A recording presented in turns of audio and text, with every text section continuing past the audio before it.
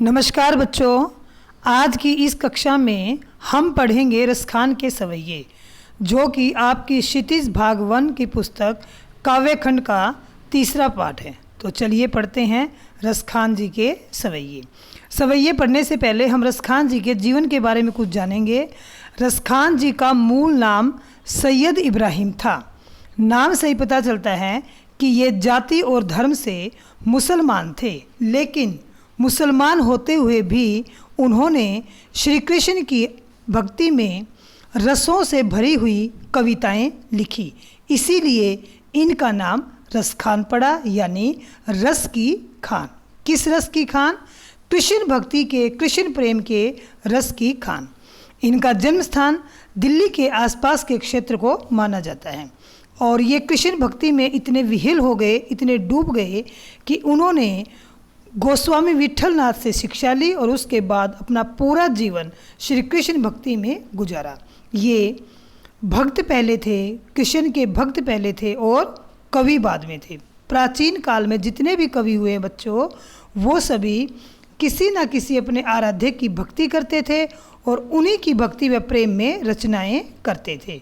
उनका जीवन काल 1548 से 1628 तक का रहा है। 1548 में उनका जन्म हुआ और 1628 में वे इस सांसारिक लोक को त्याग कर परम तत्व में विलीन हो गए। इस प्रकार 80 वर्ष का जीवन उन्होंने बिताया। उनकी प्रसिद्ध रचनाएं थी सुजान रसखान और प्रेम वाटिका, और उन्होंने अपनी रचनाएं ब्रज भाषा में लिखी हैं।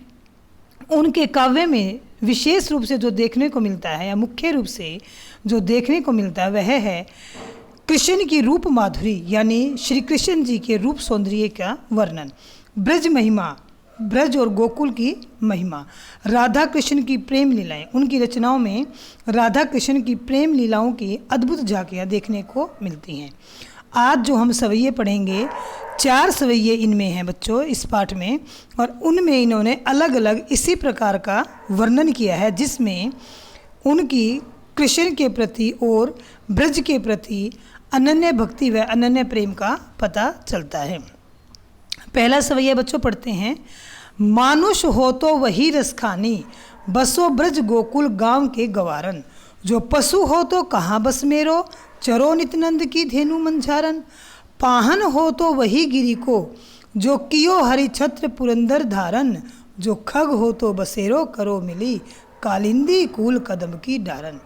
इस सवैये में रसखान जी ने ब्रज भूमि और श्री कृष्ण जी के प्रति अपने अनन्य प्रेम और अनन्य भक्ति को प्रकट किया है। वे हर जन्म में, हर रूप में कृष्ण का सानिध्य चाहते हैं, उनकी समीपता चाहते हैं। जहाँ पर उन्होंने लीलाएं की हैं, वहीं आसपास वे रहना चाहते हैं। अब किस प्रकार से वो अपनी इच्छाएं व्यक्त कर रहे हैं, देखते हैं।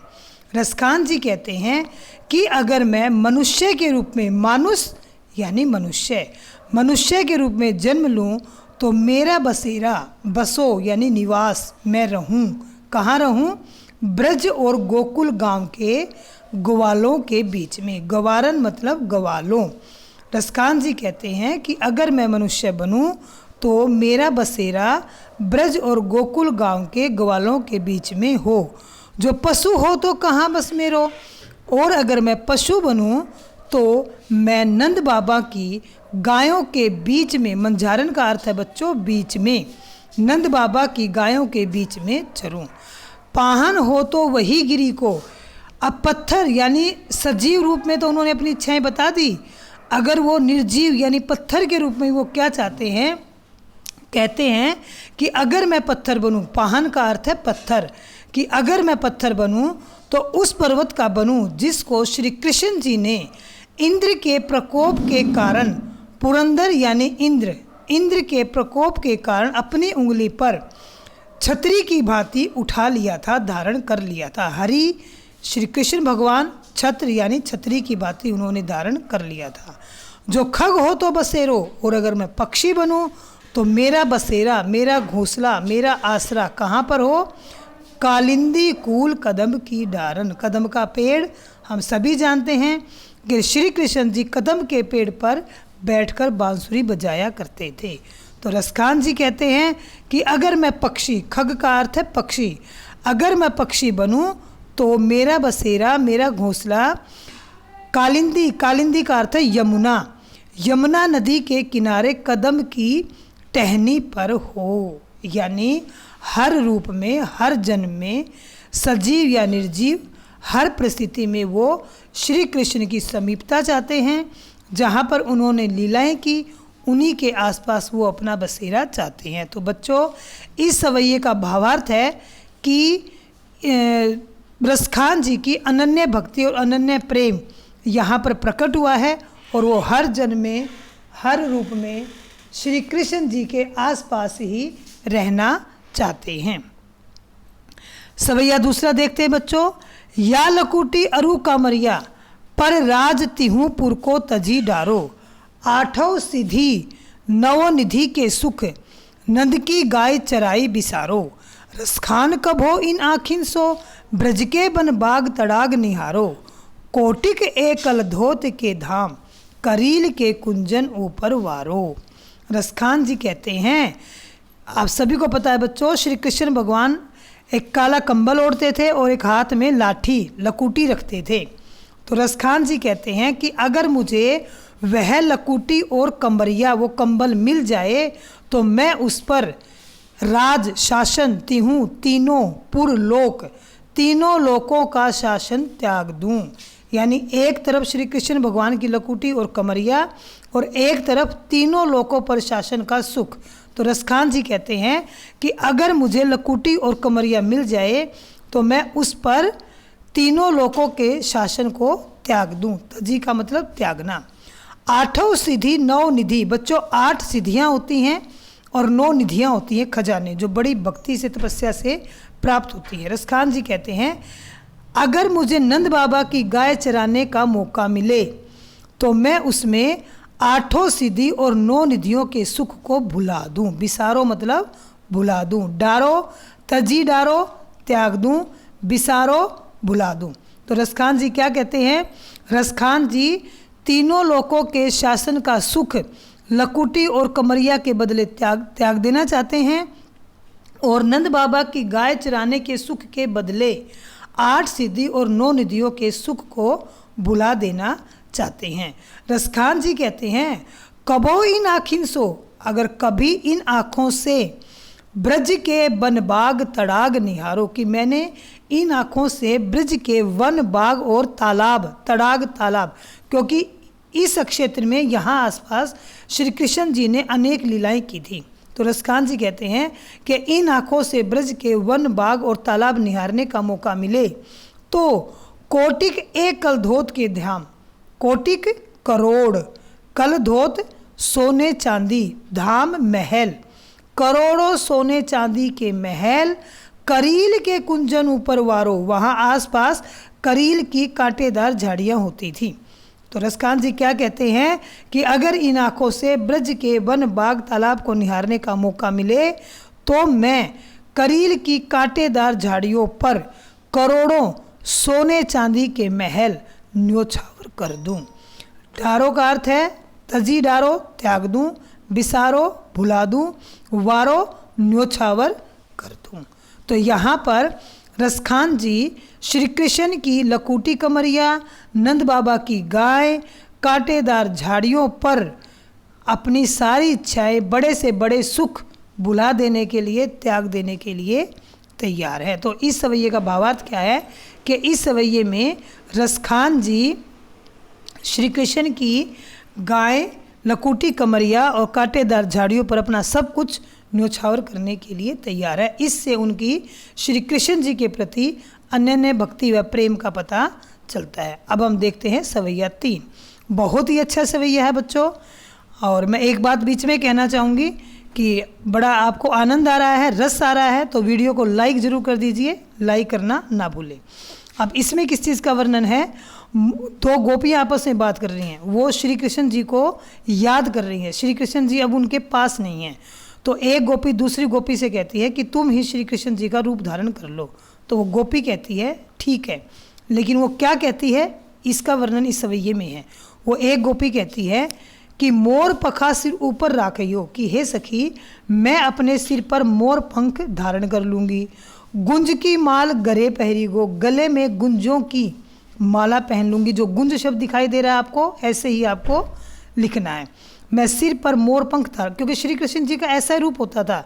श्री कृष्ण जी का अगर आप अपने मस्तिष्क में स्मृति पटल पर अगर उनका चित्र बनाएंगे बच्चों, तो ऐसा ही दिखेगा कि उन्होंने मोर पंख धारण कर रखा है, गले में गुंजों की माला पहन रखी है, पीले वस्त्र धारण कर रखे हैं, इस प्रकार का। तो गोपी यही कह रही है कि मैं सिर पर मोर पंख धारण कर लूँगी, गले में गुंजों की माला पहन लूँगी, ओढ़ी पीतम्बर पीले वस्त्र धारण कर लूँगी, ले लकूटी और हाथ में लाठी लेकर बन गोधन गायों के पीछे पीछे गवारनी संग फिरूंगी, गवालों के साथ साथ फिर लूँगी।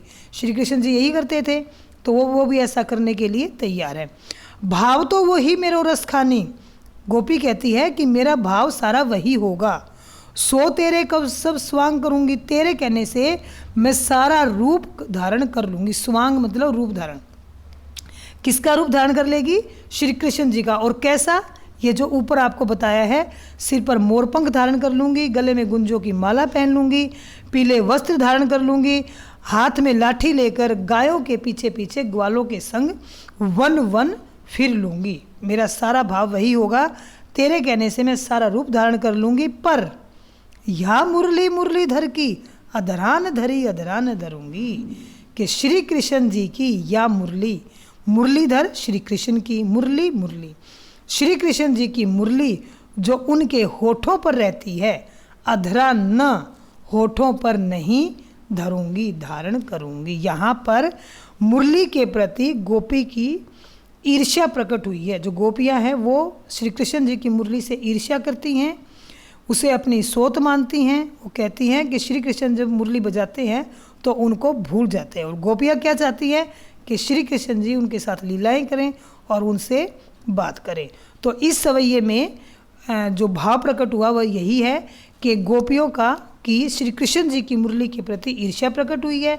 वो हर प्रकार का रूप धारण करने के लिए तैयार है, लेकिन वो मुरली को धारण करने के लिए मना करती हैं।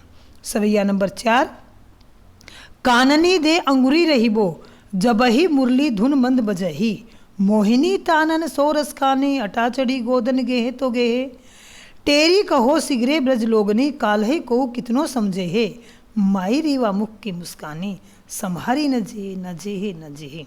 क्या कहती हैं कि जब श्री कृष्ण जी मंद मंद धुन में मुरली बजाएंगे और अटारी पर चढ़कर मनमोहिनी तान के साथ गोधन के गीत गाएंगे। गोधन गीत होता है, गाय को भी कहते हैं गोधन, लेकिन गोधन के गीत भी होते हैं। तो क्या कहती हैं कि जब श्री कृष्ण जी अटारी पर चढ़कर मंद मंद धुन में मुरली बजाएंगे और मोहिनी तान के साथ, मन को मोहने वाली तान के साथ गोधन के गीत गाएंगे तो गाएं, मुरली बजाएं तो बजाएं, वे तो अपने कानों में उंगली डालकर बैठ जाएंगी। टेरी कहो सिगरी ब्रजलोगनी, टेरी कहो पुकार कर कह रहे हैं, सिगरी सब, ब्रजलोगनी ब्रज के लोगों को, लेकिन हम सभी ब्रज के लोगों को पुकार कर कह रहे हैं, काल ही को कितनों समझे, कि कल हमें कोई कितना ही समझाना। देखो गोपियाँ कह रही हैं कि मुरली की धुन बजाएंगे और गोधन के गीत गाएंगे तो हम कानों में उंगली डाल लेंगे, अपने आप को संयम में रख लेंगे, लेकिन वो सभी ब्रज के लोगों से पुकार कर कह रही हैं कि काल ही, कल कोई कितना ही हमें समझाए, माई रीवा मुख की मुस्कानी, कि वो जब अपने मुस्कुराएंगे, अति सुंदर मुस्कुराहट वो मुस्कुराएंगे, समारी न जेहे न जेहे न, तो वो मुस्कुराहट हमसे, वो मुस्कान का जो आनंद उत्पन्न होगा वो हमसे संभाला नहीं जाएगा, संभाला नहीं जाएगा, संभाला नहीं जाएगा। इस पंक्ति में गोपियों की विवशता प्रकट हो रही है। वो अपने आप को विवश पाती हैं। किसके सामने विवश पाती हैं? श्री कृष्ण जी की मनमोहक मुस्कान के सामने। विवश तो वो मुरली की धुन के सामने भी हैं, मोहिनी तान के सामने भी हैं, लेकिन वो कह रही है कि तब तो वो अपने कानों में उंगली डालकर बैठ जाएंगी, लेकिन जब वो मुस्कुराएंगे तो उसकी उस मुस्कान से जो आनंद प्राप्त होगा वो संभाल नहीं पाएंगी, विवश हो जाएंगी और वो भी बदले में मुस्कुराएंगी। तो इस सवैये में गोपियों की विवशता प्रकट हुई है। कैसी? कि वो जब श्री कृष्ण जी की मनमोहक मुस्कान के आगे उससे उत्पन्न जो आनंद होगा उसको संभाल नहीं पाएंगी और बदले में वो भी मुस्कुराएंगी। तो बच्चों, ये थे रसखान के सवैये। अब कुछ बातें इस पाठ से संबंधित इनको भी जानना आवश्यक है। पाठ का नाम है रसखान के सवैये। अब सवैया क्या होता है? ये शब्द क्या है?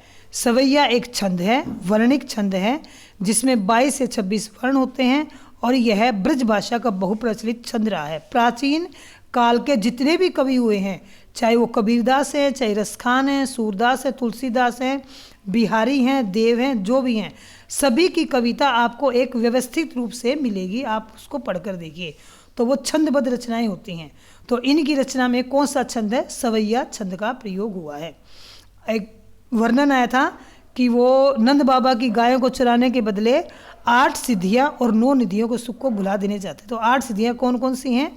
महिमा, गरिमा, लघिमा, प्राप्ति, प्राकाम्य, इशित्व और वशित्व। ये 8 प्रकार की सिद्धियाँ होती हैं जो कठिन तपस्या से पहले जो सन्यासी और ऋषि वगैरह होते थे, मुनि होते थे, वो प्राप्त करते थे। 9 निधियाँ, ये कुबेर के खजाने के, जो धन के देवता कुबेर हैं, उनके 9 खजाने हैं। पदम, महापदम, शंख, कच्छप, मुकुंद, कुंद, नील और खर्व। ये 9 प्रकार के खजाने हैं। तो इनके बदले वो क्या कहते थे कि वो इन 8 सिद्धियों 9 निधियों के सुख को भुला देंगे। तो बच्चों, ये आपका पाठ पूरा हुआ। अगली वीडियो में मैं आपको इनके प्रश्न उत्तर और इनका काव्य सौंदर्य और किस प्रकार के अलंकार इनमें प्रयुक्त हुए हैं, कैसी भाषा है, उस सब पर हम चर्चा करेंगे।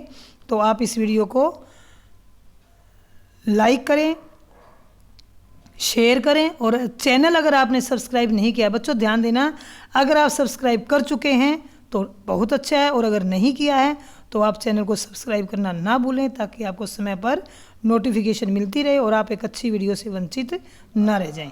तो अगली वीडियो के साथ हम जल्द ही उपस्थित होंगे। तब तक के लिए धन्यवाद।